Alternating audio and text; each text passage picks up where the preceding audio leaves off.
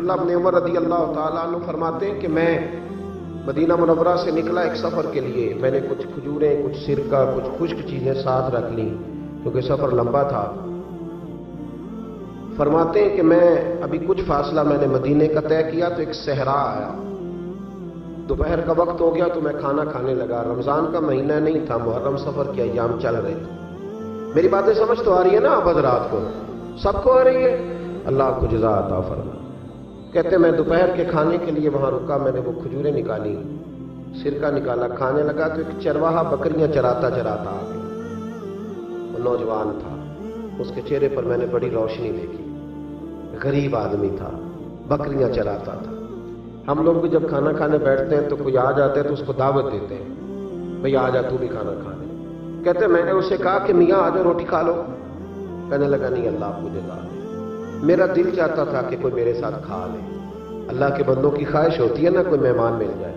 فرماتے میں نے دوبارہ کہا بھئی آ جاؤ کھا لو. کہنے لگا نہیں حضور اللہ آپ کو جزا دے. میں نے دوبارہ تیسری دفعہ اصرار کیا، میاں تھوڑی سی کھا لے. کہنے لگا حضور اصرار نہ کرے، میں نے روزہ رکھا ہوا. آج مزدور جو ہے نا ان سب نے رٹا لگا کے یہ سبق یاد کیا ہے کہ میں چونکہ محنت کرتا ہوں تو میں نہ بھی رکھوں تو خیر ہے. رمضان کے روزے بھی مزدور چھوڑ دیتے ہیں. اللہ کسی شخص پر وہ بوجھ نہیں ڈالتا جو وہ اٹھا نہ سکے. رب بندوں سے پیار کرتا ہے. اسے پتا تھا انہوں نے مزدوریاں کرنی. مزدور روزہ رکھ کے دیکھے، وہ دیکھے اسے کچھ بھی نہیں ہوگا. حضور نے تو کہا صوم تصحو، تم روزہ رکھو اللہ تمہاری صحت میں اضافہ کر دے گا. یہ تو تندرستی والا کام ہے. کہنے لگا حضور روزہ رکھا ہوا ہے. حضرت عبداللہ ابن عمر رضی اللہ تعالیٰ عنہ کہتے ہیں میرے دل میں خیال آیا پتہ کروں کہ صرف روزے دار ہے کہ نیک بھی ہے. صرف روزے دار ہے کہ نیک بھی ہے، صرف نمازی ہے کہ نیک بھی ہے، صرف حاجی ہے کہ اللہ سے بھی ڈرتا ہے. ذرا دیکھو تو صحیح، آزماؤں. آپ فرماتے میں اٹھ کے قریب گیا، کھانا میں نے کھا لیا تو بکریاں تھی اس کے پاس. 300-400 بکری چرا رہا تھا. تو ایک بکری کی پشت پہ میں نے ہاتھ پھیرا. میں نے کہا بیچو گے؟ بیچو گے بکری؟ کہنے لگا حضور میں چرواہا ہوں، دیہڑی پہ کام کرتا ہوں، مزدوری لیتا ہوں، ان کا مالک تو کوئی اور ہے. آپ فرماتے میں تو پہلے دیکھنا چاہتا تھا کہ نیک بھی ہے کہ نہیں.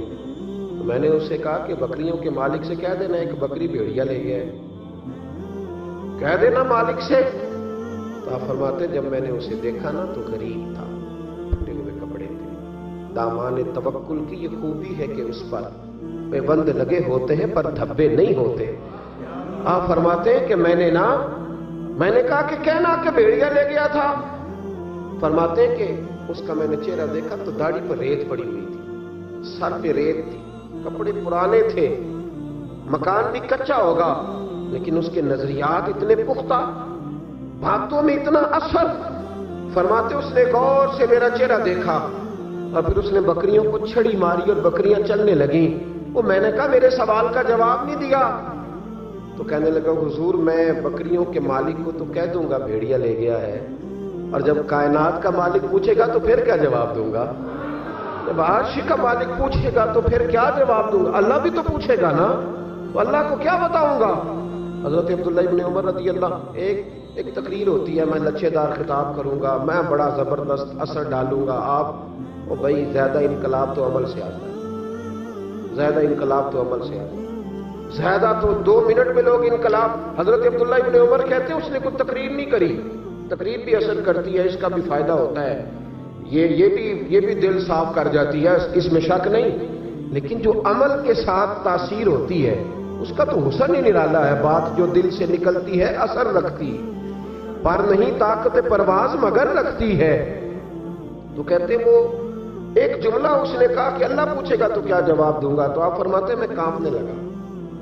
حضرت عبداللہ ابن عمر، اور یہ وہ شخص ہے جن کو نبی پاک نے کہا راجل صالح. عبداللہ بن عمر نیک آدمی ہے، حضور نے کہا نیک آدمی ہے. حضرت عبداللہ ابن عمر کہتے ہیں میرے وجود کے رونگٹے کھڑے ہو گئے. میں سفر پر نہیں گیا بلکہ میں وہیں سے واپس ہو لیا اور میں سیدھا اس شخص کے میں نے مالک کا پتہ کیا کس کی بکریاں چراتا ہے. فرماتے ہیں میں نے معلومات کر کے پہلے وہ غلام خریدا، پھر وہ 400 کے لگ بھگ بکریاں خریدی، پھر میں نے اسے بلا کے وہ بکریاں تحفے میں دیں. تو مجھے کہنے لگا یہ کیا ہے؟ تو میں نے کہا تو نے قرآن نہیں پڑھا؟ اللہ سورہ طلاق میں فرماتا ہے کہ تم مجھ سے ڈر جاؤ، میں ہر مشکل سے نکلنے کا تمہیں راستہ دے دوں گا، وَيَرْزُقْهُ مِنْ حَيْثُ لَا يَحْتَسِبُ، اور تمہیں وہاں سے روزی دوں گا جہاں سے تمہارا کبھی گمان بھی نہیں گیا ہوگا۔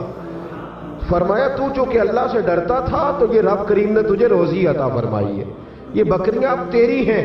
بھائی خدا را اللہ سے ڈرنا سیکھ، رب کریم کا خوف پیدا کریں۔ آپ یقین کریں، میں پولیس کی بات نہیں کرتا، MNA کی MPA کی بات نہیں کرتا، لیکن غریب بھی جب اپنی بہو کو تانا دینے پہ آتا ہے تو حوصلہ نہیں کرتا، ایک آدھ بات پہ صبر نہیں کرتا۔ غریب کے ہاتھ میں بھی جب ڈنڈا آتا ہے اور کسی غریب سے جب وہ جھگڑا کرتا ہے تو وہ بھی پھاڑ دیتا ہے سر اور توڑ دیتا ہے ہڈیاں۔